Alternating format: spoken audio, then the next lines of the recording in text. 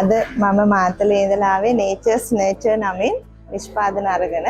ඉතින් මේ අවස්ථාවට සහභාගී වෙන මුලින්ම මම ස්තුතිවන්ත වෙනවා STB ආයතනයට. මම කොරෝනා පටන් ගන්න කාලේ තමයි මොන හරි දෙයක් කරන්න ඕනි ආර්ථිකයට මගේ පවුලේ ආර්ථිකයට මොන හරි දෙයක් කරන්න ඕනි කියලා හිතුවේ. ඒත් එක්ක අපිට නිතරම ඇස ගැටෙන දෙයක් තමයි කොස් කියන්නේ. කොස් ඩිහයිඩ්‍රේට් කරනවා කියන අදහසින් තමයි අපි මුලින්ම පටන් ගත්තේ. එතකොට ගමට ආවා කුකීස් හදන, පාම් පිටි කුකීස් හදන මිස් කෙනෙක්.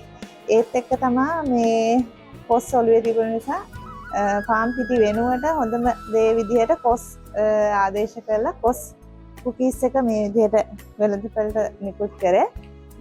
එතකොට එතෙන් දැන් ලොකුම උපදේශනයයි මාම කවුද කියන තැන වැටිලා හිටියා. මට මේක කරන්න පුළුවන්ද, මේක කොයි විදිහට මිනිස්සු බාරගනීද? මොකද ගමේ වටපිටාවේ අය කිව්වේ ඕක මේ ගානත් ප්‍රයිස් එකත් එක්කයි එයාලා නිතර දකින කොස්සින්ද එච්චර කැමැත්තක් තිබුණේ නැහැ ගන්න. නමුත් STB එක අපිට සම්බන්ධ වුණ නිසා හොඳම මාකට් එක කොහෙද, මේවා අලෙවි කරන්නේ කොහොමද, මේ වගේ පැකින් හදාගන්නේ, ලේබල් හදාගන්නේ කොහොමද, ඒ දේවල් අපිට විස්තර කරලා දුන්නා. ඒත් එක්ක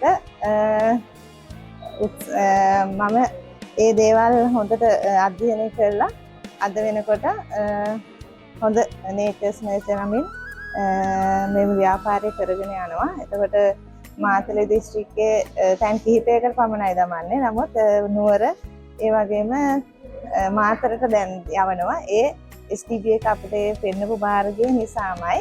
ඒ වගේම තමයි අපි දවස් 2-3ක් හරි ගිහිල්ලා කඩ කිහිපයකට දාන මුදල පහුගිය සේල්ස් 3ක් අපිට හම්බ වුණා මාස් එකේ ඒ STB එක හරහා. ඉතින් ඒකට එකවරම අපිට ලොකු මුදලක් ලැබුණා. ඉතින් අද වෙනකොට තව සේවකයෝ දෙන්නෙක් විතර මට දාගෙන ලොකු ව්‍යාපාරයක් විදිහට කරගෙන යන්න අවස්ථාව හදලා දීලා තියෙනවා.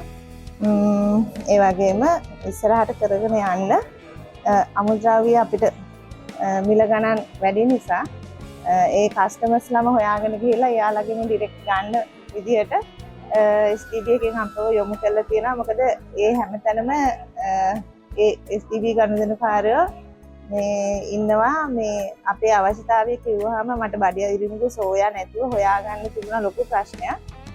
STB එකේ මේ තමයි ඒගොල්ලෝ අපිට හොයලා දුන්නේ. ඒත් එක්ක අද හොඳ ගමනක් ඇවිත් තියෙනවා. ඉස්සරහට තව අලුත් නිෂ්පාදන ටිකක් දාන්නත් බලාපොරොත්තු වෙනවා.